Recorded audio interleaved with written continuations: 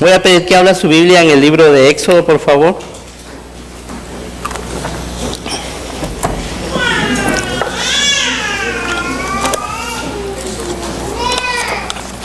En el libro de Éxodo, capítulo 25,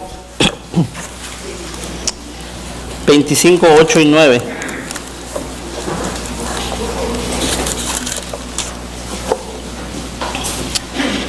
Dice la palabra del Señor así, ¿todos lo tienen? Y si no lo tiene, pues levante su vista y lo va a tener ahí al frente.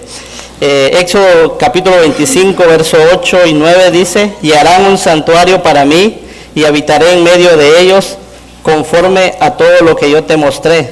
El diseño del tabernáculo y el diseño de todos sus utensilios, así lo haréis. Señor, añada bendición a su palabra. En esta hora nosotros estamos en la casa del Señor, ¿no? Y queremos meditar en lo que el Señor nos enseña en su palabra. Nosotros, de hecho, la mayoría de los que estamos aquí, conocemos bastante de lo que es la palabra de Dios. Se nos ha enseñado de una u otra manera sobre lo que es las enseñanzas del libro de Éxodo, y sobre todo lo que cuando hablamos del tabernáculo, de lo que fue la morada de Dios. En otra versión usted va a encontrar que dice: y moraré en medio de ustedes en vez de habitaré. Por eso que el tema de esta tarde yo le he puesto morada del Dios viviente. Y en aquel tiempo pues Dios le había pedido al pueblo de Israel de hacer un lugar donde Él pudiera manifestarse. Pero antes de continuar con esto, quisiera solo traer a modo de ilustración, en las últimas semanas, aquí en Quebec, nosotros hemos estado oyendo las noticias, sea por radio, por televisión o por diario. Lo hemos estado viendo, que haya habido una inundación, ¿no? Que se han rebasado, que a causa de la mucha lluvia ha habido inundaciones, y no solamente los ríos han salido de su cauce, de su nivel, se han sobrepasado, y eso ha causado daños a muchas personas, sobre todo aquellos que viven cerca del río. Qué bonito vivir cerca del río, cuando todo va bien, pero cuando está así el problema, quisiera uno vivir más lejos, ¿no? Porque es grave la situación. Y entonces cuando nos damos cuenta de eso, ahora que todo el agua se ha ido de las casas, ¿a quién le gustaría vivir en una casa así? ¿Cuál es la expresión de la persona cuando del dueño o de la dueña que salió de esa casa por emergencia, al regresar? ¿Cuál es su expresión? ¿Cree usted que regresa con alegría? No, regresa con tristeza. Abre la puerta y ve que todo lo que el agua ha hecho el daño en las paredes, todos sus recuerdos quizás los tenía, sobre todo los que tienen en el subsuelo, en el sótano, donde ha entrado más el agua. Entonces todo eso se ha destruido, y de hecho, de paso, han declarado casas que son inhabitables. ¿Por qué? Porque la fundación se ha movido, se ha desplazado, y nosotros sabemos que si algo es muy importante en una casa, son las puertas, son las ventanas. No, las puertas y las ventanas usted las puede cambiar, pero la fundación de una casa es importante. Sí, es lo más importante. ¿Se acuerdan la ilustración que nuestro Señor Jesucristo hace de los dos hombres sabios? De aquel que construye su casa en una arena y no hace ninguna fundación, y nos da la ilustración de aquel hombre que construye su casa sobre una roca. ¿A quién le tomaría más tiempo? Al que la hizo en la roca. Entonces nos damos cuenta que la fundación es una de las cosas importantes para una casa. Ahora, ¿por qué le traigo yo esto a ilustración? Para poder entender un poco lo que la palabra del Señor nos enseña. Porque nadie de nosotros estaría dispuesto, a menos en estas condiciones que estamos, en este país donde estamos, nadie estaría dispuesto a vivir en una casa que se esté cayendo. Nadie estaría dispuesto a vivir en una casa que se esté llenando de hongos. Nadie estaría dispuesto a vivir en una casa donde el techo se ha levantado, se ha ido. Le digo, aquí en estos países, pero en otros países sí hay gente que vive así, ¿o no? Sí, hay gente que vive pobremente, tan pobre que vive que lo único que tienen son casas de cartón. Si es que llegan a cartón. Si no, duermen en la calle. Pero nosotros refiriéndonos aquí, en estos países llenos de bendición, no los expondríamos, porque es un peligro vivir en una casa que esté a punto de caerse. Ahora, ¿por qué les digo esto? Porque nadie quisiera vivir o morar en un lugar así. ¿O alguien se animaría? No, ¿verdad? De hecho, solo cuando se va la luz un día, ¿qué hacemos? Nos salimos de la casa porque queremos comer, queremos ir nos da hambre y nos vamos a la plaza. Se van al Tutti Frutti. Empezamos a llamar al yerno, a las hijas y decirles que nos dan posada. Pero, ¿por qué? Porque estamos acostumbrados a vivir en un lugar donde haya lo necesario. En otras palabras, en otra situación, nadie le gustaría vivir en una casa si no está amueblada. ¿O sí? ¿Le gustaría a usted vivir en una casa donde no tenga un salón? ¿Donde no tenga un comedor? Quizá cuando llegamos aquí por necesidad nos empezamos a acostumbrar a dormir en el suelo, después en una cama regalada, después en una cama por ahí, pero ahora queremos camas nuevas. Y ahora cada 2, 3 años la cambiamos porque ya nos empieza a doler la espalda, que la nuca, que me siento cansado en las mañanas y no puedo trabajar, no puedo rendir bien. Entonces necesitamos una buena cama. Si queremos ver televisión necesitamos un buen sofá. Porque si no es incómodo estarse moviendo, sobre todo cuando está muy emocionante la novela o el partido. Ya cuando me levanto ya siento mareo porque estaba mal. Entonces, es importante para nosotros todo eso, como seres humanos. Ahora, para Dios es lo mismo. Por eso que Dios le dice al pueblo de Israel, yo quiero que hagan un lugar donde yo pueda habitar en medio de ustedes, donde yo pueda manifestarme, porque no solamente era de que Dios iba a estar ahí con el pueblo, sino vea el número 789, era la otra razón por la cual Dios quería que hubiera un lugar. 789 dice, y cuando entraba Moisés en el tabernáculo de reunión para hablar con Dios, oía la voz que le hablaba de encima del propiciatorio, que estaba sobre el arca del testimonio, de entre los 2 querubines, y hablaba con él. Entonces, vemos 2 razones esenciales de por qué Dios mandaba hacer este tabernáculo, que más adelante Salomón lo convierte en un templo. Y más adelante en el Nuevo Testamento podríamos decir, llegamos a encontrar lo que son los templos ahora que conocemos como aquí donde nos reunimos. Porque nosotros entendemos que este lugar ha sido consagrado para el servicio de Dios. Pero, amados hermanos, no limitamos a Dios a estas 4 paredes. Y tampoco nosotros debemos de pensar de que nomás al entrar a la puerta tengo que andar derechito. No, porque hay lugares, déjeme decirle, hay creencias, hay religiones que mientras usted esté en el lugar, en el templo, usted tiene que guardar el sumo respeto, usted tiene que comportarse de la mejor manera. Pero media vez pasó la puerta, si le cayó mal a alguien al lado, ni le habla, o media vez pasó la puerta y comienza a conducir y alguien se le cruza en la calle, lo puede maldecir, porque al menos ya no está en la iglesia, ya no está en el templo, ya no está donde Dios lo ve, supuestamente en algunas religiones. Pero nosotros entendemos claramente por la palabra que Dios no se limita a estas 4 paredes. Y que entendemos claramente por la palabra que Dios está en todos lados. Así que el templo lo conformamos usted y yo. Todos aquellos cristianos que aceptan al Señor Jesucristo saben que desde el momento en que aceptaron al Señor Jesucristo se convierten en una piedra, en un ladrillo más del templo espiritual de Dios. Porque en muchas construcciones no solamente es una pieza lo que hace el templo, sino son varias piezas. No sé si esto es hecho de adobe o de block o si es hecho de chiprock. No es solo un chiprock de todo el tamaño del templo constituido el templo, no, son varios bloques de cemento, son varios bloques que se han ido formando para hacer el templo. Entonces, espiritualmente nosotros somos igual. Cada creyente es un bloque y se va formando el templo espiritual. Pero ¿quién es la simiente? ¿Quién es la base? Cristo. Por eso que permanece. Aunque un bloque diga, yo ya no quiero seguir en la iglesia, ya no quiero ser parte de esa construcción, es que por eso va a dejar de ser la iglesia. No, porque es la base la que hace permanecer la casa. Ahora,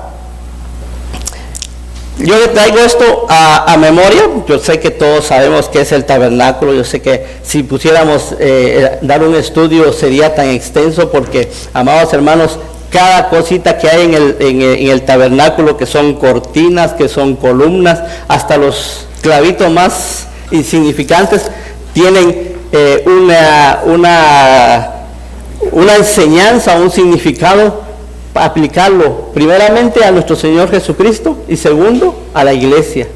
Amén. Pero yo solamente quiero traer, ¿cómo se llama esto? En pocas palabras, una enseñanza tan grande que nos muestra la palabra del Señor. Y que a veces, como decimos, a veces cuando leemos la palabra, la vemos, pero la leemos solo por compromiso y no nos detenemos a meditar lo que Dios tiene en su palabra. Para los estudiosos y para todos aquellos que les gusta escudriñar un poco más la palabra, ¿qué cosas había en el tabernáculo? Un candelero, panes, la mesa de los panes, el lavacro, el arca, el altar de bronce, muy bien, la vara de Aarón también.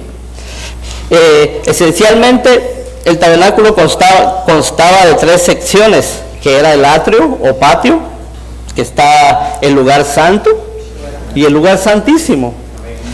Entonces, yo les hice la ilustración de una casa para que nosotros también entendamos lo que significa la ilustración del tabernáculo, porque en una casa tiene secciones, ¿no? Tiene un cuarto, tiene un salón, tiene una cocina, tiene su baño, tiene su patio, su balcón. Aunque usted me va a decir, sí, pero ahora ya son con aires abiertos. Sí, pero igual se mantiene, aunque sea sin divisiones, se mantiene. Este pedazo va a ser para el salón, este pedazo va a ser para la cocina. ¿O usted pondría el sofá en donde va a poner la estufa? No, ¿verdad? Entonces cada cosa tiene un lugar respectivo. Por eso que también vemos que el tabernáculo tenía sus 3 secciones, y en cada sección había algo que representa lo que el Señor demanda de nosotros. Por ejemplo, dice, el atrio representa el sacrificio constante del creyente, la consagración.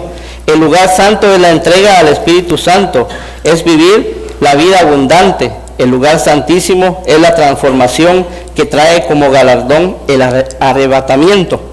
Ahora, amados hermanos, nosotros sabemos que todo lo que está en el Antiguo Testamento, y sobre todo lo que habla el tabernáculo, era sombra de lo que iba a venir. Amén. Era solamente, no era que Dios quería un lugar para habitar, porque ¿dónde podemos poner a Dios para que viva?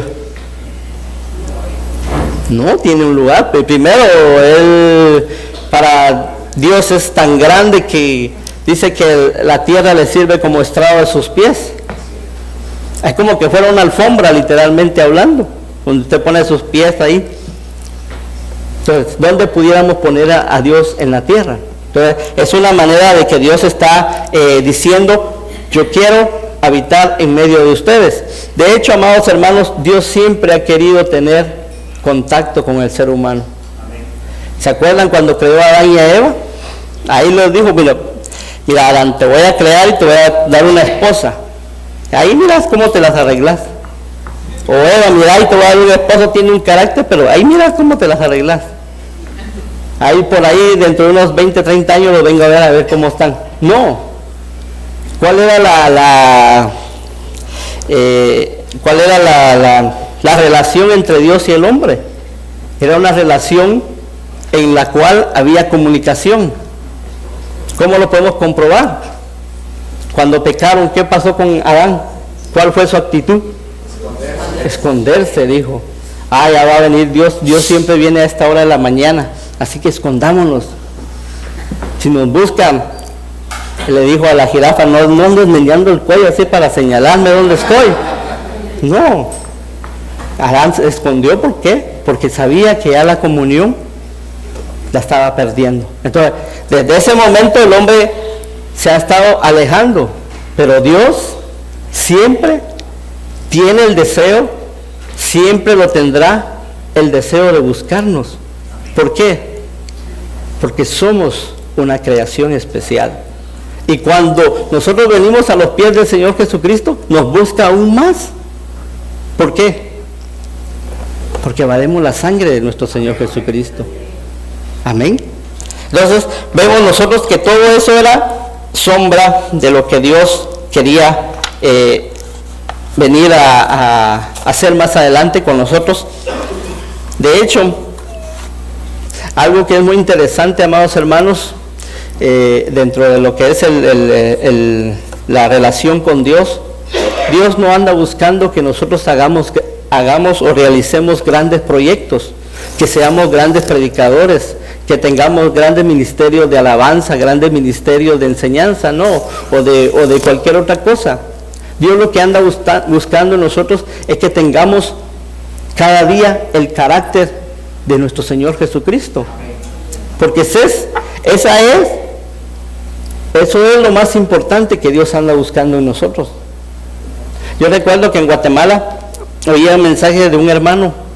Allá en Guatemala, nosotros, en nuestros países en Latinoamérica, pienso que todos son iguales, tenemos la bendición de que en cualquier radio, en cualquier momento que vayamos en la calle, en el carro, siempre hay una radio que usted va a escuchar 24 horas sobre 24 mensajes o alabanzas. Y a veces en lo que yo iba en el carro, había un hermano que predicaba y decía que Dios le había hablado y decía, Dios me ha dicho que lo que menos le interesa a él es que yo haga grandes eventos. Dios me ha dicho que lo que menos le interesa a él es que yo haga escriba libros y todo eso. Lo que a Dios le interesa es que yo me parezca más a Cristo.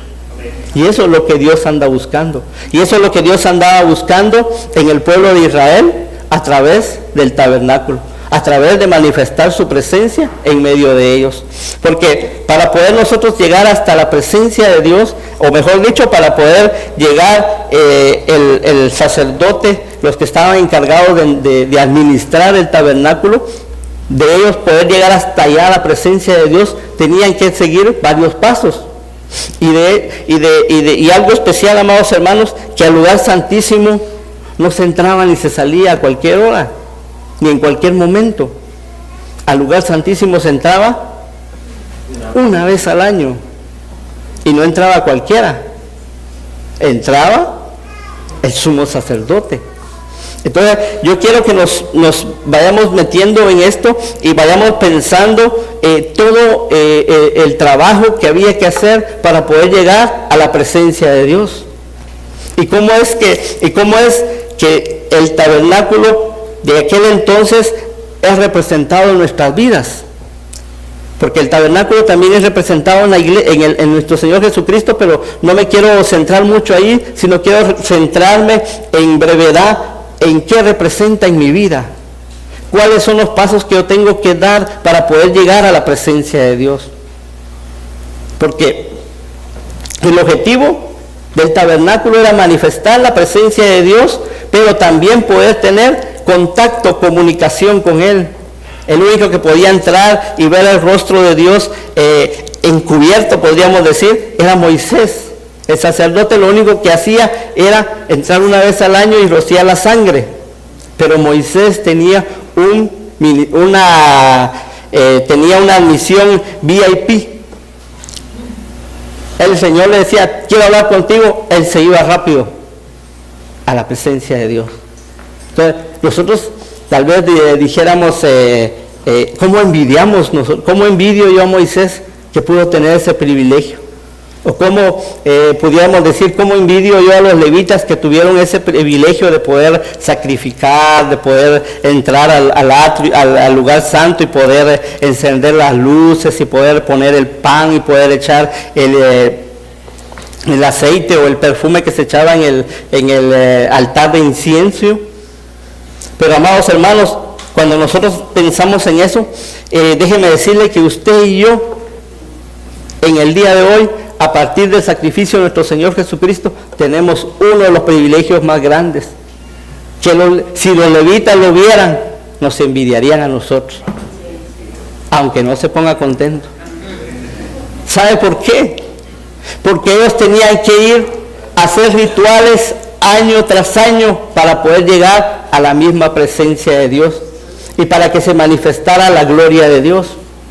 Era una alegría para ellos, pero había que esperar un año. Así como cuando nosotros tenemos que esperar un año para que nos den un regalo, un pastel la esposa, al esposo. Voy a esperar a ver el otro año, a ver qué me van a dar de regalo. Así como los niños esperan un año para que les den un regalo también. O para que llegue Navidad y a ver qué me va a regalar papá y mamá. Entonces, cuando vemos nosotros en el atrio, ¿qué había en el atrio? Había un altar de sacrificio, había un lugar donde lavarse.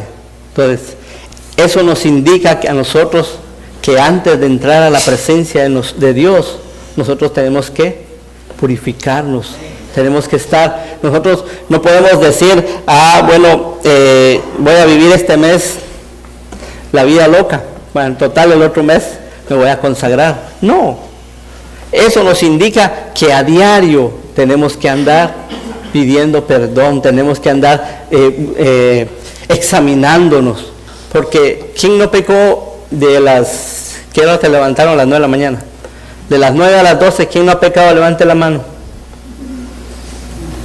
Anaís es la única que podría levantar y luego los niños para abajo, ¿va? Pero de ahí todos, de una u otra manera. Y no digo pecado deliberadamente, no, pero pecado de mal pensamiento. Pecado, el hermano, ¿por qué me miró así? Sí. O a veces de enojo en la calle porque venimos conduciendo y alguien se nos atraviesa. Un pecado. Entonces, nosotros tenemos que entender que constantemente tenemos que buscar esa ayuda divina de Dios. No somos perfectos, nadie es perfecto, pero vamos camino a una perfección. Por eso que tampoco está válido aquello que dice, bueno, como Dios me perdona, yo puedo pecar cuantas veces quiera. No, aunque a veces nos conocemos la palabra bien de memoria, porque decimos, bueno, dice la palabra que abogado tengo para con el Padre. Eso es verdad. Pero también Proverbios dice, el que encubre sus pecados no prosperará, mas el que los confiesa y se aparta, alcanzará misericordia.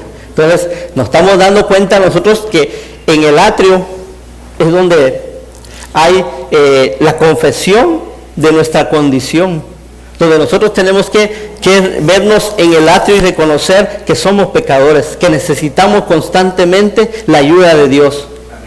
Que todos aquí, amados hermanos, porque nadie me va a contestar, yo sé, nadie no me va a decir, sí, yo tengo esas tentaciones, no, pero todos pasamos de una u otra manera tentaciones.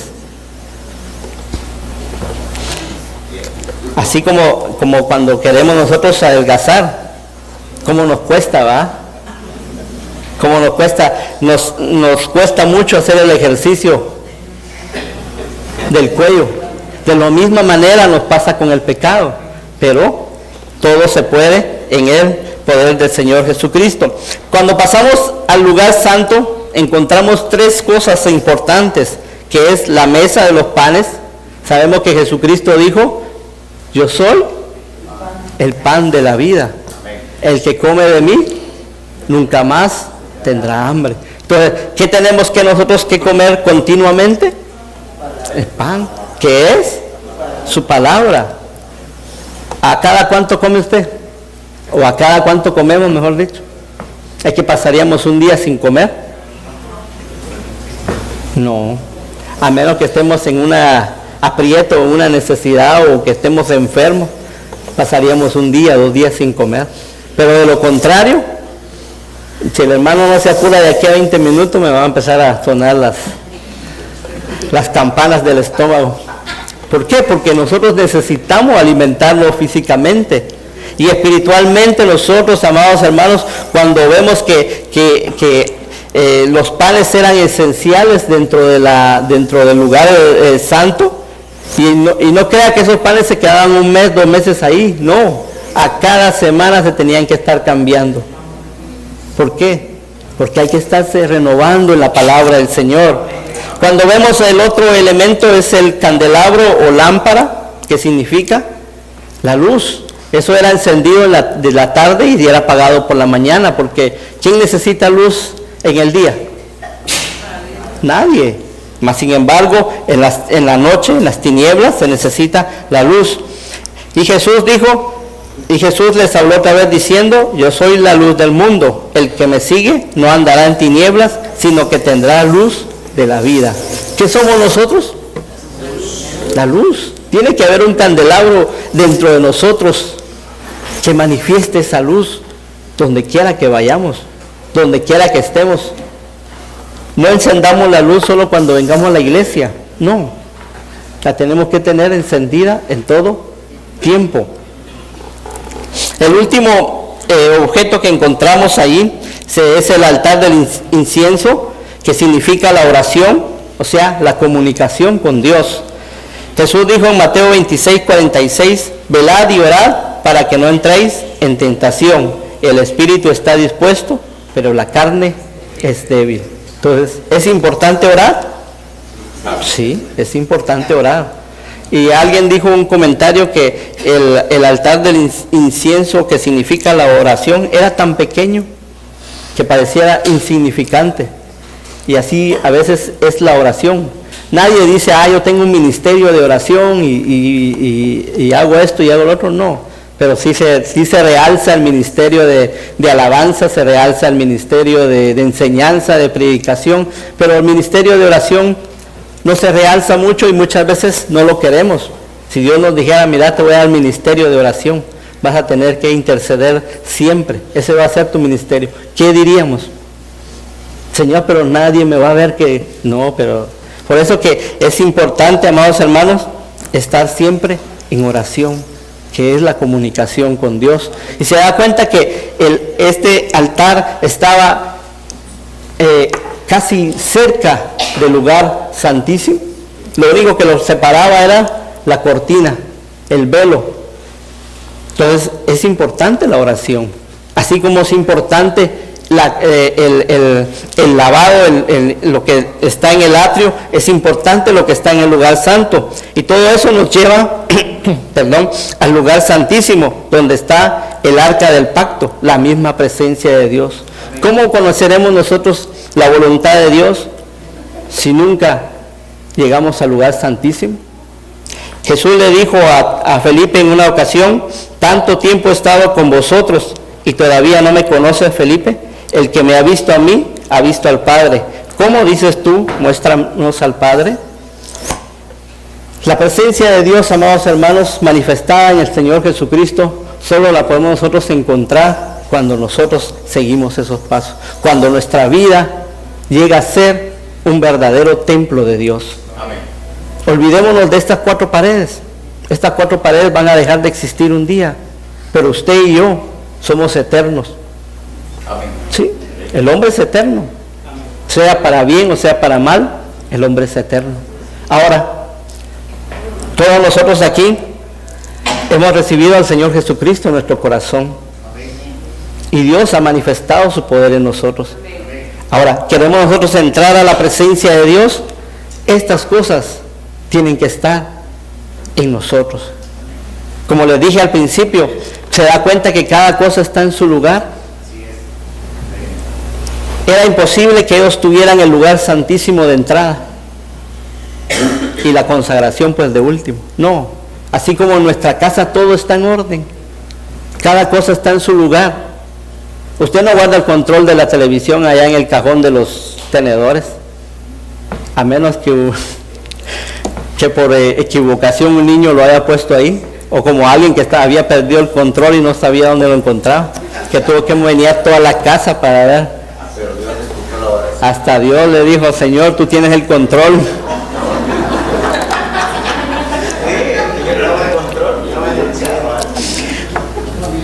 Entonces, amados hermanos, es lo mismo en nuestra vida. Ahora la pregunta es, ¿cómo está nuestro corazón? Es que en el corazón nuestro está, por decirlo así, el tabernáculo de Dios. Es que en el corazón nuestro está estas cosas que hemos hablado, están en nuestro corazón. ¿Y cómo está el altar del incienso en nuestro corazón? ¿Cómo está la lámpara? ¿Cómo está la mesa de los panes? Es que los panes ya están con moho. Es que las lámparas ya están apagadas. Es que el incienso ha dejado de arder, de sacar ese perfume. Eso es lo lindo de la palabra, cuando nosotros la podemos aplicar a nuestras vidas y decir, Señor, porque nosotros lo que queremos es que Dios se manifieste en nuestro corazón. ¿O usted quiere que solo se manifieste en el corazón del vecino? No, ¿verdad? Usted quiere tener la presencia de Dios. Y el tabernáculo, amados hermanos, me imagino yo que cuando hicieron donde estaba instalado, las tribus dijeron, de plano los jefes de las tribus dirían, yo quiero estar ahí al lado, aunque sea al lado norte o al lado sur, pero yo quiero ser uno de los primeros. Pero gracias a Dios, Dios ya había establecido un plan cómo iban a estar ubicadas las tribus. Pero amados hermanos, nosotros no tenemos ese problema.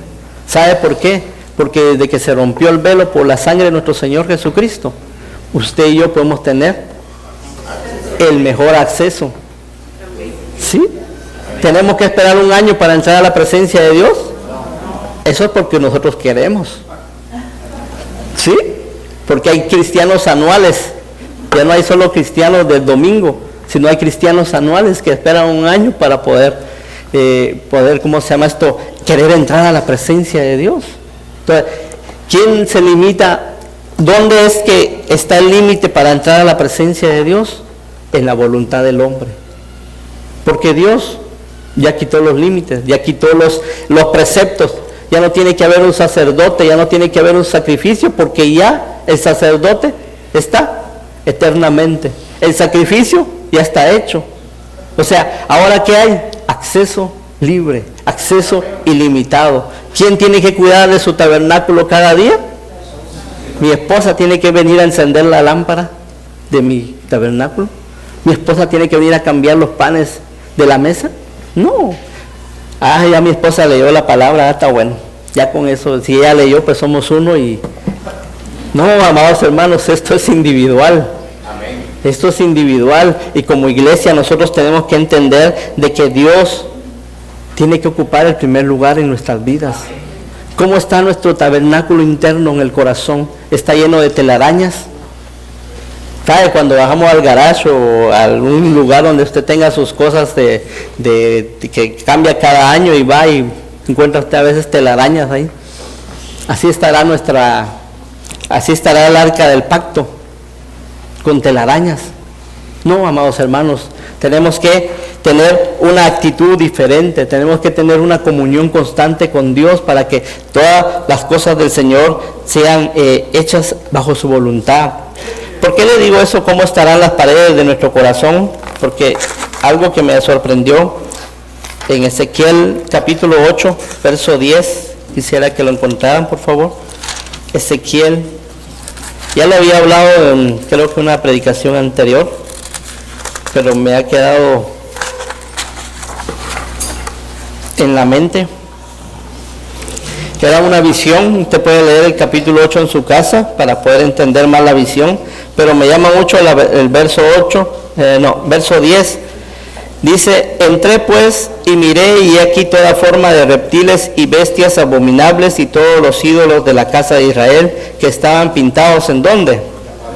En la pared. Y ahí él está hablando del templo, de los sacerdotes. ¿Cuántos somos sacerdotes aquí? Todos. Ahora, ¿cómo tenemos pintado? ¿Qué tenemos nosotros pintados en las paredes de nuestro corazón?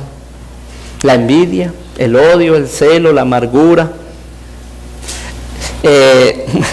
Quizá usted lo ha vivido, o no sé, tal vez cuando éramos, o los muchachos, cuando tienen su cuarto los muchachos, y lo quieren adornar a su manera, a veces ponen un cartel así del jugador, del mejor jugador que ellos les caiga bien, ¿no?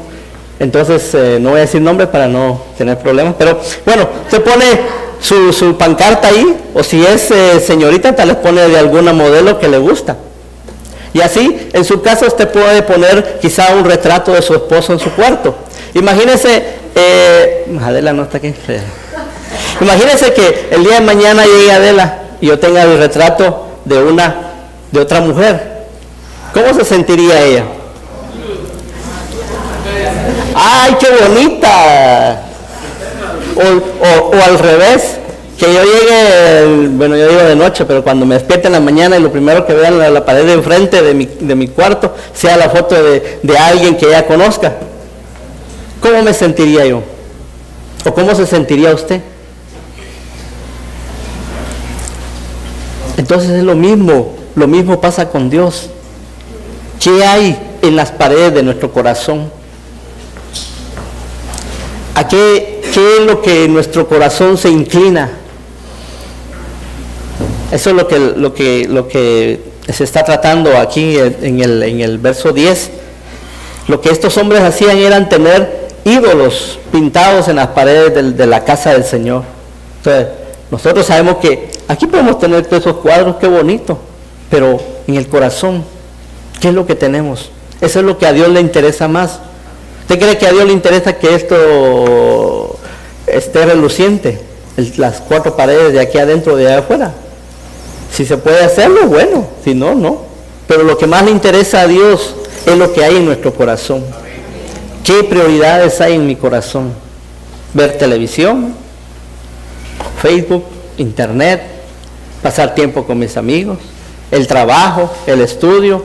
Y bueno, por allá si me queda alguito de tiempo, pues voy a darle aunque sea un vistazo a la clase ya.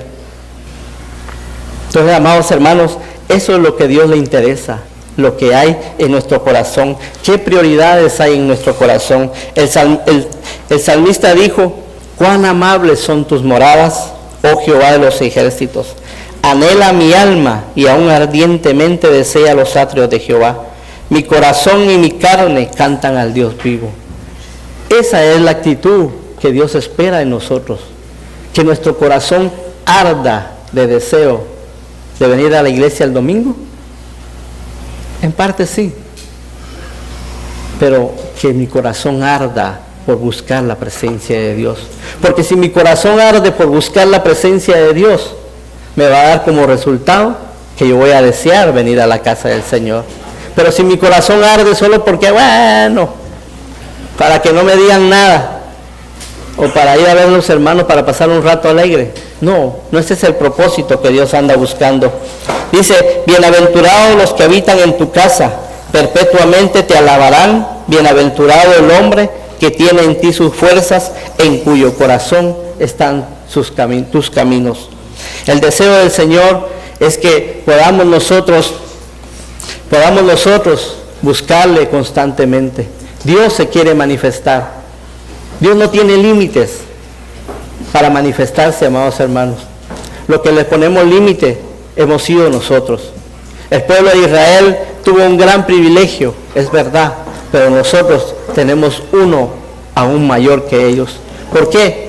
Porque no tenemos que hacer nada. Donde quiera que usted ande, puede invocar el nombre de Dios. Y eso es lo más precioso, amados hermanos, de poder entender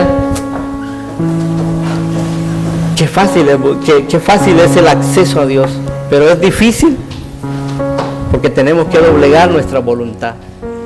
Es difícil porque tenemos que dejar al lado algunas cosas, algunas inclinaciones de nuestra carne.